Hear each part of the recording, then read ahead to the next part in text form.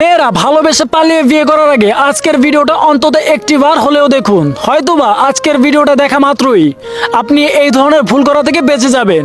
তো সবার উদ্দেশ্যে একটাই অনুরোধ, প্লিজ আজকের ভিডিওটা দেখার সাথে সাথে অনেক বেশি শেয়ার করবেন, যাতে করে আজকের ভিডিওটা প্রত্যেকটা ফোনেরা দেখতে পারে, এমনকি এই ধরনের ভুল করা থেকে অনেক বেশি সচেতন হতে পারে। তো গল্পের শুরুটা এভাবে ছিল। একটি ছেলে ও মেয়ে যাদের সম্পর্কটা শুরু হয় ফেসবুকের মাধ্যমে। মেয়েটি ক্লাস 10-এ পড়তো আর ছেলেটি পড়াশোনা করতো না। মেয়েটি গ্রামে থাকতো আর ছেলেটি শহরে ছোটখাটো একটি কাজ করতো। তো শুরু থেকেই তাদের সম্পর্কটা অনেক বেশি সুন্দর ছিল। মেয়েটার কোনো নিজস্ব ফোন ছিল না। মেয়েটার বাবার ফোন দিয়ে সে লুকিয়ে লুকিয়ে মধ্যরাতে তার প্রেমিকের সাথে অনেক বেশি কথা বলতো। প্রতিদিন রাতে সে বাবা মা ঘুমিয়ে গেলে তার বাবার বালিশের নিচ থেকে মোবাইলটা চুরি করে নিয়ে অনেক বেশি কথা বলতো। প্রতিদিনের মতো সেদিন রাতেও মেয়েটি তার বাবার রুম থেকে তার বাবা মা ঘুমানোর পর সেখান থেকে ফোন নিয়ে তার প্রেমিকের সঙ্গে কথা বলতেছিল। কিন্তু দুর্ভাগ্যবশত তার বাবার সেই দিন রাতে ঘুমটা ভেঙে যায় আর সে তার ফোন খুঁজে না পেয়ে একটা সময় তার মেয়ের রুমের সামনে আসে। আর তখন সে শুনতে পেল তার মেয়ে জানি কার সাথে ফিসফিস করে কথা বলতেছে।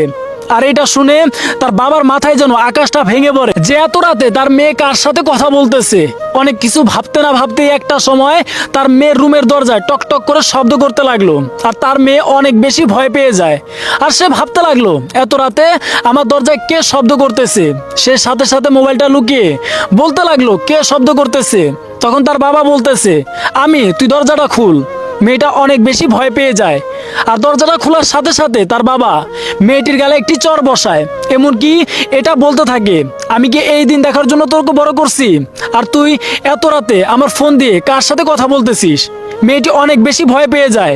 শুরুতে সে সবকিছু অস্বীকার করলেও একটা সময় তার বাবা অনেক বেশি রাগারাগি বকাঝকা করার পর সে সবকিছু বলে দেয়, কারণ সে তার বাবাকে অনেক বেশি ভয় পেত। সে একটা সময় বলে যে সে ওই ছেলের সাথে সম্পর্কে আছে। আর তার বাবা এই সমস্ত কথা শুনে অনেক বেশি মন খারাপ করে, এমনকি অনেক বেশি অবাক হয়ে যায় যে তার মেয়ে এখন রিলেশন করে। এমনকি তাকে অনেক করে বোঝানোর চেষ্টা করে যে সে যে ছেলের সঙ্গে এখন কথা বলতেছে পরবর্তী সময়ে যেন ওই ছেলের সঙ্গে আর কখনো কথা না বলে, এমনকি আর দ্বিতীয়বার কল দেওয়ার জন্য চেষ্টাও না করে। এমনকি তাকে অনেক হুঁশিয়ারি করে বলে দেওয়া হয় যে সে যেন আর কখনো বাসার কোনো ফোনই না ধরে। সেদিনকার মতো এটা বলে তার বাবা চলে যায়। আর মেয়েটি সারা রাত দরজা লাগিয়ে অনেক বেশি কান্নাকাটি করতে লাগলো যে সে তার প্রেমিকের সঙ্গে আর কথা বলতে পারবে না। তো যাই হোক, এভাবে কেটে যায় আরো 15 থেকে 16টা দিন। মেয়েটা এই 15-16 দিন তার ভালোবাসা মানুষটির সঙ্গে মোটেও কথা বলতে পারছিল না। সে প্রতিদিন অনেক বেশি কান্নাকাটি করত, কিন্তু কারো কাছে এগুলো বলতে পারতো না। বরঞ্চ তার বাবা তাকে অনেক করে বুঝাইতো যে তাকে একটি ভালো পরিবারের ছেলে দেখে বিয়ে দেওয়া হবে, আগে সে কলেজে উঠে নে, কলেজ শেষ করে ইউনিভার্সিটিতে উঠুক। কিন্তু মেয়েটি তার বাবা মাকে কোনোভাবেই বুঝাতে পারছিল না যে সে ওই ছেলেটিকে অনেক বেশি ভালোবাসে। তো যাই হোক, একদিন তাদের বাড়িতে তার খালা বেড়াতে আসে। আর তার খালার সাথে তার বন্ধু সুলভ সম্পর্ক ছিল। তো তার মন খারাপ দেখে একদিন তার খালা তাকে বলতেছিল যে তোর কি হয়েছে, এমন মন খারাপ কেন। তখন মেয়েটি তার সমস্ত কথা তার খালাকে খুলে বলে। আর তার খালা সবকিছু শুনে একটা সময় পর মেয়েটিকে বলে যে তুই আমার ফোন দিয়ে তোর বয়ফ্রেন্ডের সঙ্গে কথা বলতে পারোস। আর এই কথা শুনে মেয়েটি অনেক বেশি খুশি হয়ে যায়, যেহেতু তার বয়ফ্রেন্ডের নাম্বার তার মুখস্থ ছিল। সেই দিন রাতে সে তার বয়ফ্রেন্ডকে কল দেয়, এমনকি তার বয়ফ্রেন্ডকে সবকিছু খুলে বলে যা তার ফ্যামিলি থেকে তার বাবা সবকিছু জেনে গেছে। এমনকি তাকে অনেক বেশি বকাঝকা করছে, আর ওই ছেলেকে নাকি তারা কখনোই মেনে নিবে না। আর ছেলেটি অনেক বেশি মন খারাপ করে। একটা সময় সে মেয়েটিকে বলে, দেখো আমি তোমাকে ছাড়া থাকতে পারবো না। আর মেয়েদের আর্থিক অবস্থা অনেক বেশি ভালো ছিল, তাই ছেলেটি মেয়েটিকে বলতে লাগলো, তুমি ঢাকায় চলে আসো। তুমি ঢাকায় আসার পর আমি তোমাকে বিয়ে করে সংসার করব, যা কিনা তোমার পরিবারও জানতে পারবে না। তখন একটা সময় মেয়েটি এসব কথা শুনে সে বলতে লাগলো, দেখো আমি কেবল ক্লাস 10-এ পড়ি, আর আমারে নিয়া আমার আব্বা আমার মেলা স্বপ্ন, আমি জানি না আমি এখন কি করবো। তখন ছেলেটা এই সমস্ত কথা শুনে একটা কথাই বলল, দেখো আমি তোমার ছাড়া থাকতে পারবো না, আমি তোমারে অনেক বেশি ভালোবাসি। আর আজকে যদি তুমি আমার থেকে হারায়া যাও, হয়তো আমি আর তোমারে কখনো পাবো না। আমাদের সম্পর্কটা একেবারে নষ্ট হয়ে যাইব। তুমি কি চাও আমাদের সম্পর্কটা নষ্ট হয়ে যাক? তখন মেয়েটা তারে বলে, আচ্ছা তুমি আমার তোমার অ্যাড্রেসগুলো দাও, আমি পরের সপ্তাহেই ঢাকায় চলে আসমু, তুমি আমারে নিয়ে যাও। তখন ছেলেটা সব কিছু দিল, কোথায় আসতে হবে। তো যাই হোক, এভাবে পরের সপ্তাহ চলে আসলো। এমনকি ছেলেটা মেয়েটিকে বলে দিল, তুমি যখন ঢাকায় আসবা তখন তুমি যথাসম্ভব অনেক বেশি টাকা আনবা তোমার বাবার কাছ থেকে, না পারলো যেখান থেকে পারো, 1 লক্ষ 2 লক্ষ 3 লক্ষ যত টাকা পারো, গয়নাগাটি যা পারো তুমি নিয়ে ঢাকায় চলে আইসো। তখন মেয়েটা বললো আচ্ছা ঠিক আছে। তো যাই হোক, পরের সপ্তাহ যখন চলে আসলো, মেয়েটার বাবার লকারে নগদ 2 লক্ষ টাকা ছিল। মেয়েটা নিয়ত করলো আজকে রাতেই সে ঘর থেকে চলে যাবে। তো যাই হোক, তার বাবার লকার থেকে তারা সবাই ঘুমানোর পর নগদ 2 লক্ষ টাকা নিয়ে সে বাসা থেকে বের হয়ে যায়। আর বাসা থেকে বের হওয়ার সময় একটা চিঠি লিখে তার পড়ার টেবিলের উপর রেখে চলে যায়। সকাল হলো, মেয়েটির বাবা মা মেয়েটির রুমে গিয়ে দেখলো যে তাদের মেয়ে ঘরে নেই। তারা অনেক বেশি খোঁজাখুঁজি করলো, কিন্তু তাদের মেয়েকে কোথাও পেলো না। একটা সময় পর পড়ার টেবিলে একটা চিঠি পেলো, আর সেখানে লেখা ছিল, প্রিয় বাবা মা, আমি আমার ভালোবাসা মানুষকে বিয়ে করতে ঢাকায় চলে যাচ্ছি। তোমাদেরকে অনেক করে বোঝানোর পরেও তোমরা যেহেতু আমাদেরকে মেনে নিবে না, তাই আমি আমার প্রিয় মানুষটির কাছে তোমাদের না বলেই চলে যাচ্ছি। আর তোমাদের কাছ থেকে আমি নগদ 1.5 লক্ষ টাকা নিয়ে গেছি, পারলে আমারও তোমরা মাফ করে দিও। এরই মধ্যে পুরা গ্রাম জানাজানি হয়ে গেল যে তাদের মেয়ে বাড়ি ছেড়ে পালিয়েছে। তাদের যতটুকু মান সম্মান ছিল তাও নষ্ট হতে চললো। তাই তার বাবা অনেক মনে কষ্ট নিয়ে বলতে লাগলো তার মাকে যে তুমি আজকে থেকে ভুলে যাও, আমাদের একটি মেয়ে সন্তান ছিল। তার মা অনেক বেশি কান্নাকাটি করতে লাগলো।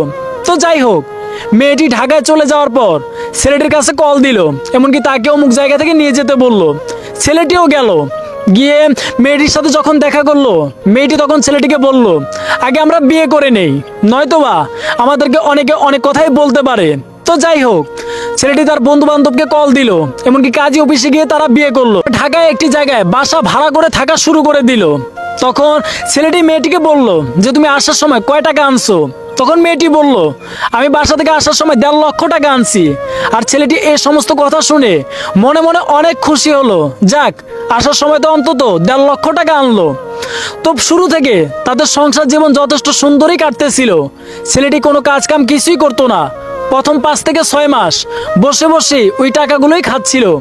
এভাবে যখন আরো কয়েকটা মাস চলে গেল, আস্তে আস্তে যেন ছেলেটির মেয়েটির থেকে কেয়ারিং এর মনোভাবটা কমে যাচ্ছিল।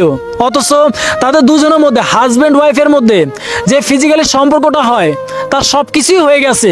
তার ঠিক কয়েকদিনের মধ্যেই ছেলেটা অনেক বেশি পরিবর্তন হয়ে যায়। তার ওয়াইফের ভালো মন্দ কোনো খোঁজ খবরই রাখতেছে না। একদিন বাসা থেকে বের হলে 2-3 দিন পর বাসায় ফিরতেছে।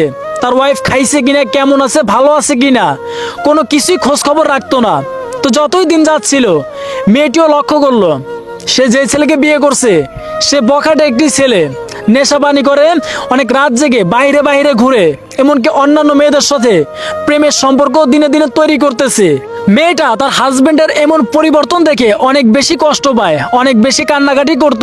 সে শুধু ভাবতো আমি আমার যে প্রিয় মানুষটারে ভালোবাসা পরিবার ছাইরা বিয়ে করছি, আজকে আমার প্রিয় মানুষটা এভাবে পরিবর্তন হয়ে যাইতেছে। তার এমন পরিবর্তন দেখে সে তার হাজবেন্ডকে প্রায় সময় বুঝাইতো, কিন্তু তার হাজবেন্ড অনেক বেশি বিরক্ত হইতো। এমনকি প্রায় সময় দেখা যাইতো 19 থেকে 20 হইলে সে মেয়েটির গায়ে অনেক বেশি হাত তুলতো। এমনকি সে প্রায় সময় মেয়েটিকে চাপ দিত যে সে যেন তার বাবার কাছ থেকে আরো কিছু টাকা এনে ছেলেটার কাছে দেয়। আর মেয়েটাও তারে বুঝাইতো, দেখো আমি আমার পরিবার ছেড়া পালায়া তোমার সাথে চলে আইছি, আমি এখন আমার বাপ মার কাছে কিভাবে যাব আর কিভাবে এতগুলো টাকা চাইবো, তারা তো আমারে কখনোই মাইনা নিব না। আর তখনই ছেলেটা অনেক বেশি বিরক্ত হইতো আর তারে বলতো তাইলে তোর মতো মায়ের সাথে আমি সংসার করবো না, আমি তোরে খুব তাড়াতাড়ি ডিভোর্স দেয়া দিমু। মেয়েটা তারা অনেক করে বুঝাইছে, এমনকি ছেলেটার সাথে সংসারও করতে চাইলো, কিন্তু ছেলেটা অনেক বেশি পরিবর্তন হয়ে গেল। সে কথায় কথায় মেয়েটির কাছে অনেক বেশি টাকা চাইতো, এমনকি অনেক বেশি মারধর করতো। একটা সময় পর মেয়েটি এই সব কিছু সহ্য করতে না পাইরা পাশের রুমের এক ভাবি ছিল, তার ফোন দিয়ে তার বাবার কাছে ফোন দেয়, এমনকি অনেক করে কান্নাকাটি করে বলতে লাগলো আব্বা আমার ঢাকা থেকে নিয়ে যান, আমি অমুক জায়গায় আছি, আমি অনেক কষ্টে আছি, আমি হয়তোবা আরো এভাবে কিছুদিন থাকলে আমি মইরাই যাবো। যতই হোক বাপ মার মন একটু হলেও তো কান্না করে ভিতরে ভিতরে। তো যাই হোক, এসব কথা শুনে তার বাপ মা অনেক বেশি মন খারাপ করে যে তাদের মেয়ে তাদের বলা সত্ত্বেও ওই ছেলের সাথে পালিয়ে গিয়ে বিয়ে করে, আর এখন বলতেছে সে এখন অনেক বেশি কষ্টে আছে। তো যাই হোক, ঠিক তার পরের দিনই মেয়েটির বাবা মা মেয়েটিকে নিতে ঢাকায় চলে যায়। আর একটা সময় পর মেয়েটিকে তাদের সাথে করে নিয়ে আসে। ঠিক 2-3 মাস পরেই মেয়ের পরিবার থেকে ওই ছেলের সাথে তারা ডিভোর্স করিয়ে ফেলে, কারণ তাদের মেয়েও আর ওই ছেলের সাথে সংসার করতে চাচ্ছিল না। মেয়েটি ডিভোর্স হয়েছে আজকে 3 থেকে 4 মাস হয়ে গেল।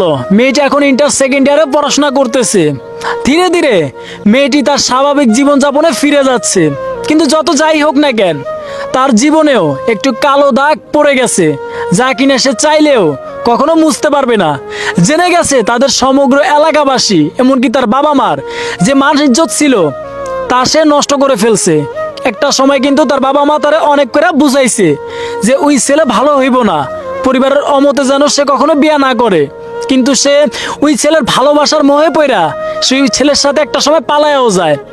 কিন্তু পরিশেষে তার সংসার জীবন কয়েক মাস ভালো চলতেছিল, শুধুমাত্র তার বাবার কাছ থেকে নগদ 1.5 লক্ষ টাকা নিয়ে যাওয়ার জন্য।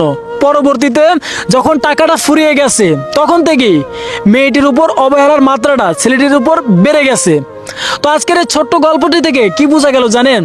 আপনি যে মানুষটারে ভালোবাসবেন সেই মানুষটা আপনার বিশ্বাসের যোগ্য কিনা, আপনার সাথে আজীবন থাকবে কিনা। এমন না হলে আপনি এমন কোনো মানুষকে ভালোবাসেন না, তার সাথে আজীবন সংসার করার মতো স্বপ্ন আপনি দেখেন না। যত যাই হোক না কেন, আপনি একটি মানুষের সাথে আজীবনের জন্য থাকবেন। আপনার ওই মানুষটা যদি আপনার জীবনে ভুল হয়ে থাকে, তাহলে আপনার সারাটা জীবন বরবাদ হয়ে যাইব। আপনার জীবনে সব সুখ শান্তি সব কিছু নষ্ট হয়ে যাইব।